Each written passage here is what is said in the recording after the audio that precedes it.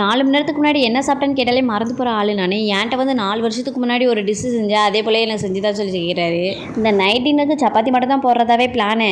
ஆனால் மாமா இன்றைக்கி மட்டும் என்கிட்ட கேட்கல, ரொம்ப நாளாகவே இந்த மாதிரி சப்பாத்தி ரோல் செஞ்சு தான் சொல்லிட்டு கேட்டுக்கிட்டே தான் இருந்தாங்க. சரி மாமா கவலை விடி, நீ பிள்ளைகளுக்கு போய் 2 இட்லியை மட்டும் வாங்கிட்டு வாங்க, அதுக்குள்ளே நான் எப்படி சமைக்கிறேன் பாருங்கன்னு சொல்லிட்டு அனுப்பிச்சுட்டேன். பெருசாலாம் டிஃப்ரெண்ட்டாலாம் ஒன்றும் செஞ்சிடல. இந்த சிக்கன் ரைஸில் வந்து பல்லாரி, குடமிளகா, கேரட்டு, முட்டைகோஸ் இதெல்லாம் நீள்வாக்கில் கட் பண்ணிவிட்டு ஃப்ரை பண்ணிவிட்டு நல்லா மசாலா இதெல்லாம் போட்டு தருவாங்களா, அந்த மாதிரி தான் நானும் ஃப்ரை பண்ணேன். அந்த மசாலா ஒன் சைடு ரெடி ஆகிட்டு இருக்கோம், இன்னொரு சைடு நம்ம சப்பாத்திலாம் போட்டு எடுத்துக்கலாம். அந்த சப்பாத்திலாம் போட்டு எடுத்து முடிச்ச உடனே அது மேலே டொமேட்டோ சாஸ் எல்லாம் நல்லா தடவி முடிச்சுட்டு இந்த மசாலாவை உள்ளே வச்சு அப்படியே ரோல் பண்ணி கொடுத்தோம் அப்படின்னா அதுதான் சப்பாத்தி ரோல். இதை பார்க்கும்போது எனக்கு சவர்மா ரெடி பண்ணுற மணிக்கு தான் தோணிக்கிட்டே தான் இருந்துச்சு. ஆனால் என்ன அதில் மயோனோஸு இல்லை சிக்கனு இது எல்லாத்தையும் போட்டு ப்ரிப்பேர் பண்ணால் அது சவர்மா, அவ்வளோதான். அதுக்கு டிஃப்ரெண்ட்டு நினச்சேன். என்னடி இது எப்படி இருக்கு?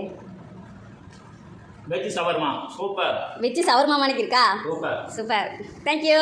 என்னமோ இந்த யாதிஷ்குட்டி சவர்மா சாப்பிட்ட மணிக்கே அவங்க அப்பா சொன்னதை திரும்ப ரிப்பீட் பண்ணிக்கிட்டு இருந்தான். சவர்மா, நீ என்னைக்கிட்ட சவர்மா சாப்பிட்ருக்க? நல்லா இருக்கா? சூப்பர் சொல்லு.